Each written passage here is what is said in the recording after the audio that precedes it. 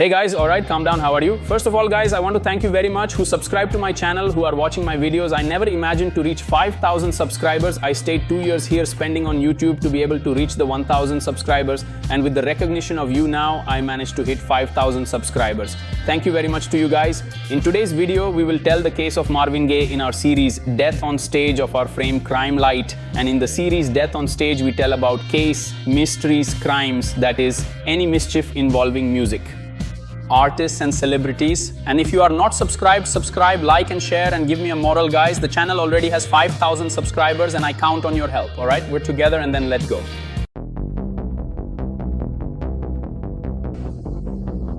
There you go.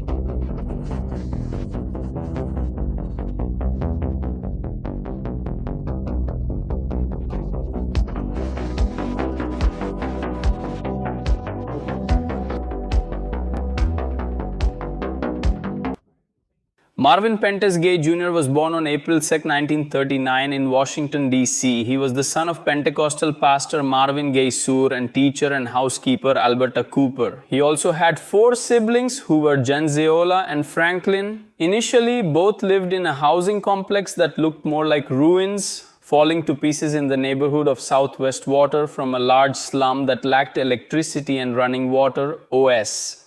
Alleys, they were full of shacks, and Marvin and his friends dubbed that neighborhood a simple city, and soon after they moved to Dingwood, which is a region away from the capital, away from downtown Washington. Like Marvin, he grew up in an evangelical family. Soon he began to join the church choir, which was called the House of God, and he was encouraged by his father, who accompanied him on the piano there when he was 3 years old, and later he already sang and played some musical instruments. Marvin took almost every hit from his father.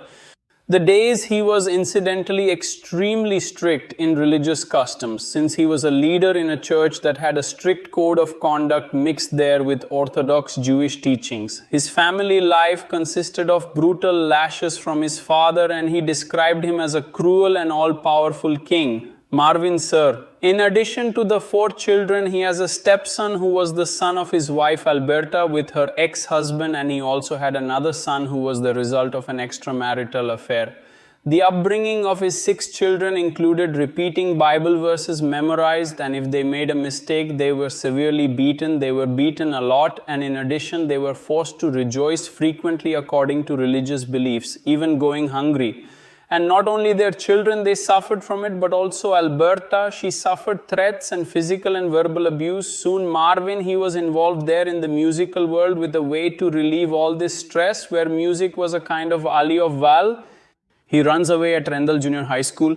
He was encouraged to pursue a professional music career after a performance when he was 11 years old singing Mario Lanza's Be My Love, and even very young, he began to take singing much more seriously, joining the band Randall Junior Wright Glee Club, which was Ali's high school band where he was like a child star as the group's singer. However, some schoolmates thought he was homosexual due to the laws. His very high-pitched voice in 1953 gays themselves.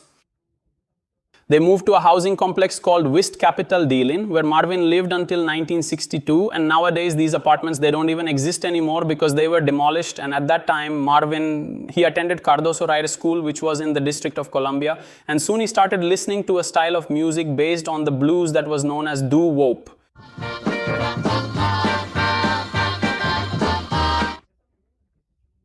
This musical style, it emerged in the North American black communities in the 30s, becoming very popular in the United States. And in this school, Marvin Gaye joined several groups of doop already at home. The relationship with his father only worsened, since he did not approve his endeavor in this style of music, in this lifestyle.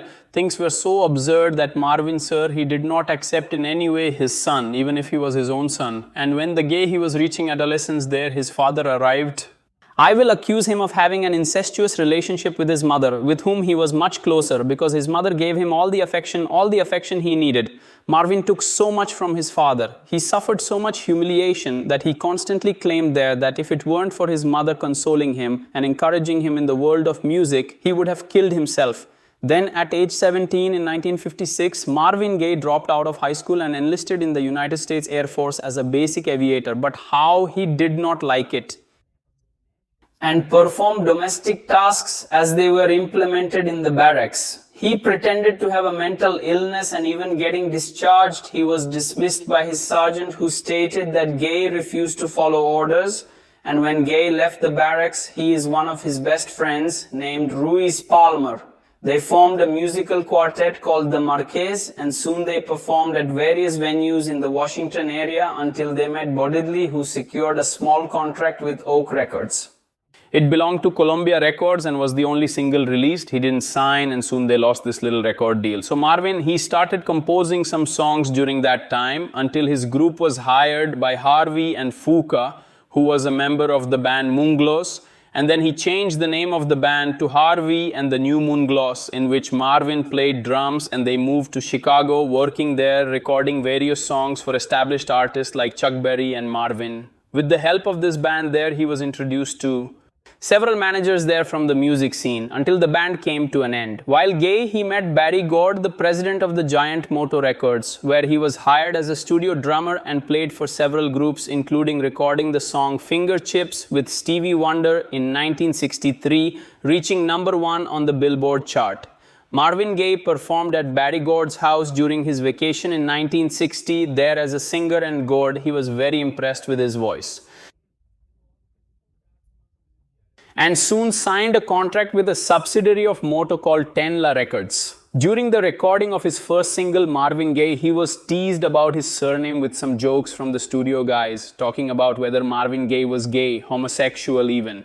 So he changed the spelling of his name, adding an E to be able to silence these rumors about his sexuality, and also to put more distance between him and his father, for whom he harbored a great resentment. And Marvin still wanted to be a singer there for the giant bike, but Barry, he was afraid that he wouldn't follow the label's orders about what style he should record, what rules he should abide by, and Marvin wouldn't either. He didn't want to write that kind of music. He wanted to make one, a contemporary pop of romantic ballads based on jazz, and not compose songs in the very B style, which was a very famous genre at the time, derived from the blues. And Marvin released his first single in May 1961, and soon after the album, The Sophie Moods of Marvin Gaye, which didn't go very well, so he moved on to most of 1961 performing drumming work. And despite his initial failure and being a rebel there who did not submit to the label's standards, he was much loved by Motown. And a curiosity is that Gaye, he refused to attend a preparatory course at the John Roberts Power School,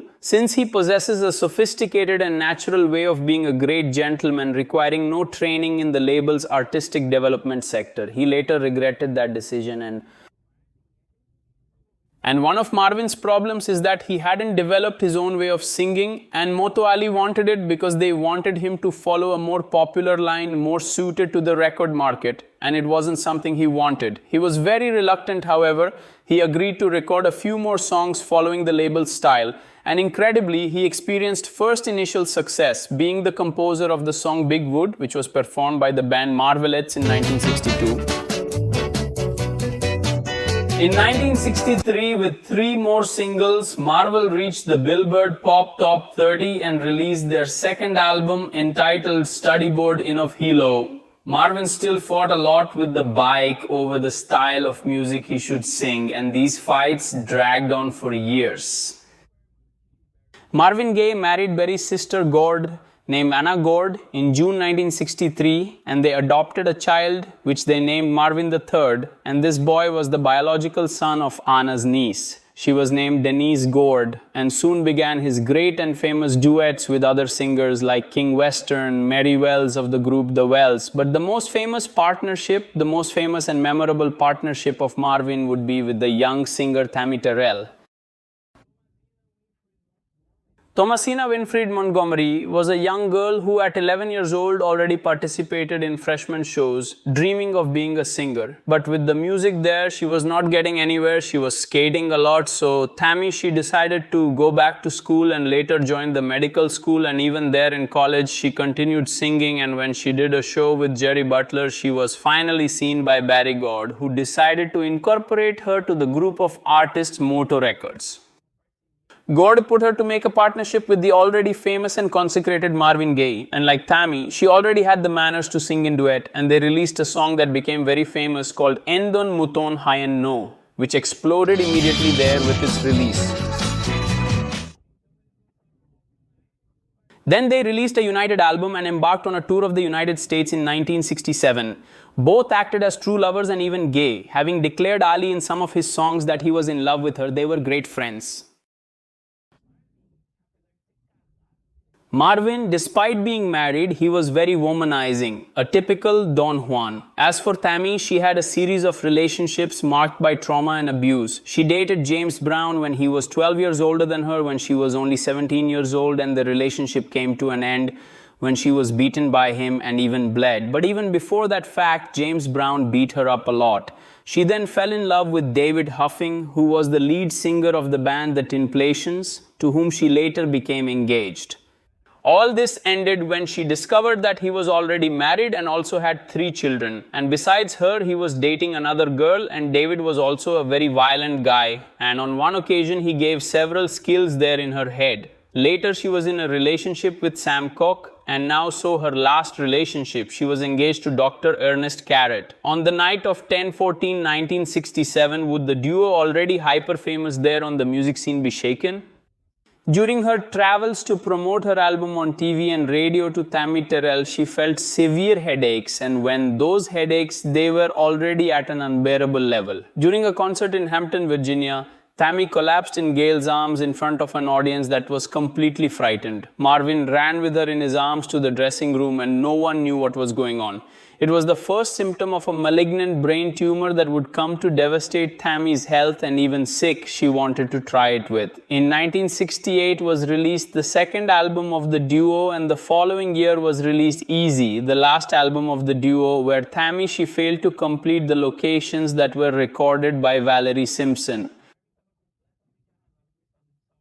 Marvin was completely devastated by Tammi's deteriorating health and soon fell into a deep depression when the song I Heart Through the Grapevine reached number 1 on Billboard, being Moto's best-selling single.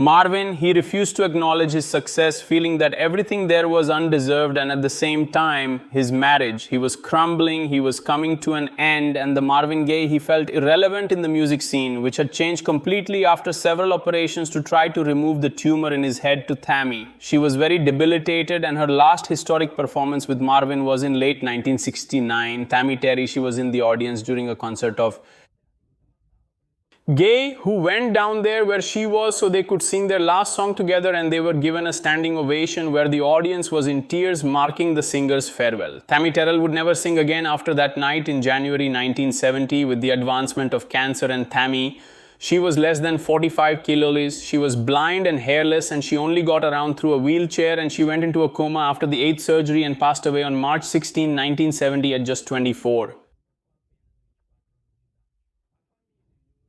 Years old, the family and the fiancé of Tammi, they prohibited the presence of anyone from the record company and her ex-boyfriends during her wake. Only the family Marvin Gaye. They could pay their last to God, and during the funeral, the Marvin, he was so shaken that he talked there with the body of Tammi. It seemed there that he waited for some answer. Gail went into high isolation and went almost 2 years without performing, where everyone thought he would abandon his music career. He was in a deep depression and was abusing a lot of drugs. He even tried to quit music and tried to join the Detroit Lions football team. And many say he never recovered from Tammi's tragic death. Terror like the world exploding around me. How should I keep singing love songs? However, she did not like her artists getting involved in politics and activism there, using music as a form of protest. Despite this, Gaye was strongly inspired by the Black Panther Party, including helping many poor families there, helping with food and meals, but he never supported violent practices of protest. Already a while later, back there in Leaps and Bounds, Marvin Gaye, he wanted to release a single, What's Going On, which addressed topics such as police brutality, drug abuse, environmental issues, anti-war and black power issues. But Beargord, he claimed that these songs were not commercially viable, and Gayle, he refused to record any other songs as long as the label did not see these. So the single was a big hit and surprised the fat guy. who ordered an entire album in that same style, and soon the album What's Going On was released, which became a watershed for Marvin's career, becoming the most important album of his career and the history of North American soul music. Although Marvin was not politically active outside of music, he became a very important public figure for social change, inspiring many people with his work. And with the success of this album, The Motorcycle, she renegotiated a contract with Marvin worth $1,000, in addition to also allowing him control. An artistic of his career, Marvin, until then he was considered the highest paid black singer in the history of music. Marvin moved to Los Angeles in 1972 to pursue film soundtracks and released another album. At this time, he changed the themes of his songs, addressing the conflict with his father as well as existential doubts. Gaye began work on his last album, Duet with Diana Ross, but there was a delay as Diana was pregnant and Marvin refused to release. AA sing there in the studio if he couldn't smoke his cigarette. This delayed the recordings because the two had to sing on separate days. Marvin and Anna, his first wife, separated in 1973. And she filed for divorce in November 1975, delaying all of Marvin's projects, and they officially divorced in 1977. The Gaye man, he was ordered to pay alimony, where he had to give up a portion of his salary there with the sales of his records to be able to pay that alimony. And worst of all, Marvin was almost sued by Anna due to having exposed very intimate details of their marriage in their upcoming works, in their upcoming songs. In 1979, Gaye married for the second time Jeans Hunter, with whom he had 2 children, Frankie and Nona, and he began working on his next album called Loverman. But this project was abandoned because the songs, the singles that would be part of it, they failed. Later, Marvin Gaye, he had problems both financially and with drug abuse and ended up separating from James Hunter in 1979. Complaining of problems with taxes in the US IRS and already quite taken there by his addiction to cocaine, Marvin, he declared bankruptcy and moved to Hawaii, where he began to live inside a van. So Marvin, he moved to London in 1980 because he was afraid of being arrested there by the US IRS because he was not paying his debt worth $4.5 million. That at the time, guys, was a lot of money. It was equivalent to $14 million today.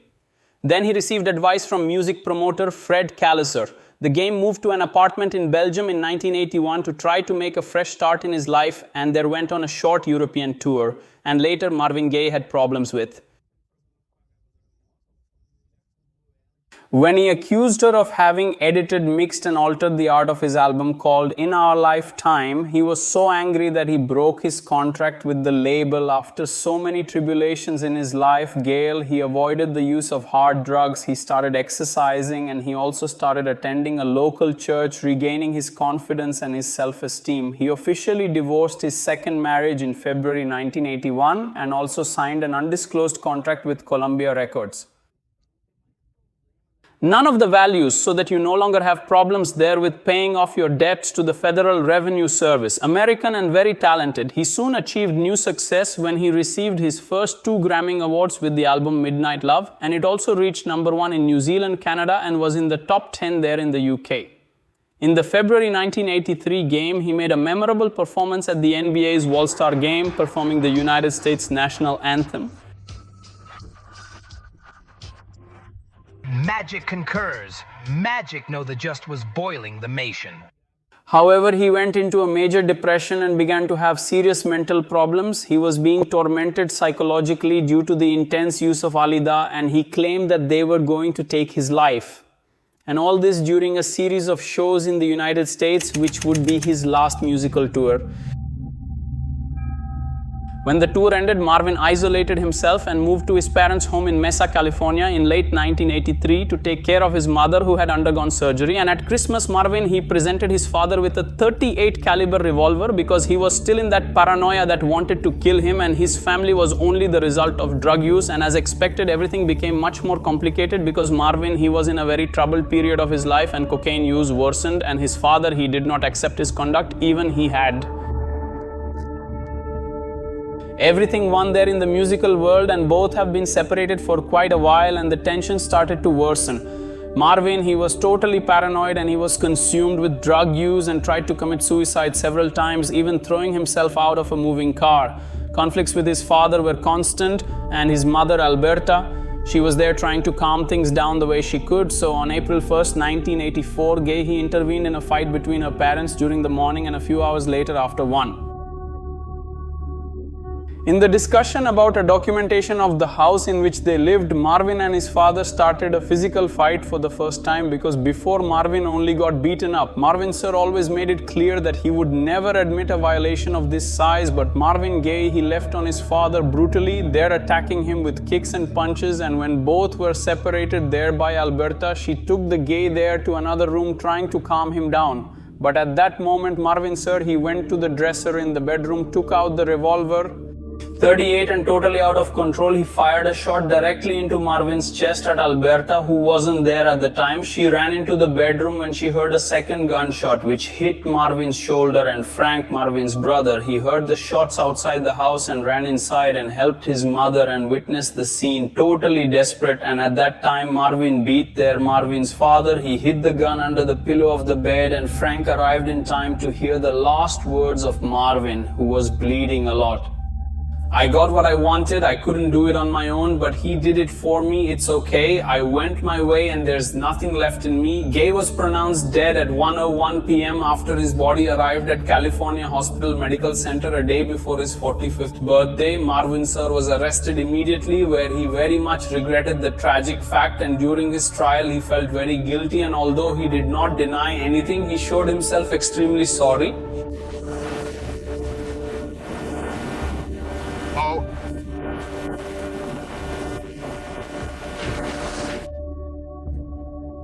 The court initially charged him with murder in the first degree, but later found him guilty of manslaughter, where there is no intent to kill, and sometime later, after a diagnosis of a brain tumor, Marvin sir he received a sentence of 6 years on probation. In 1987 in Alberta, she founded the Marvin Gaye Jr. Memorial Foundation in dedication to him. Your child to be able to help people suffering from tips, abuse and alcoholism. But unfortunately, she died the day before the memorial was opened, and after serving his sentence, Marvin's father, he spent his last years in a nursing home where he died in 1998 due to complications from pneumonia. The death of Marvin Gaye on April 1st, 1984 was one of the great losses felt there in the history of music, not only for his entire legacy, but for the tragic way it happened, killed by his own father during a lifetime of rejection. They're in a troubled relationship. His body was cremated at Forest Lawn Memorial Park in Hollywood Rivers, and his ashes were scattered across the Pacific Ocean. So that's it, folks. We've come to the end of the Marvin Gaye case in our Death on Stage series of our Crime Light painting. If you are not subscribed, subscribe, like, share, give me a moral, okay? We're together, so until next time,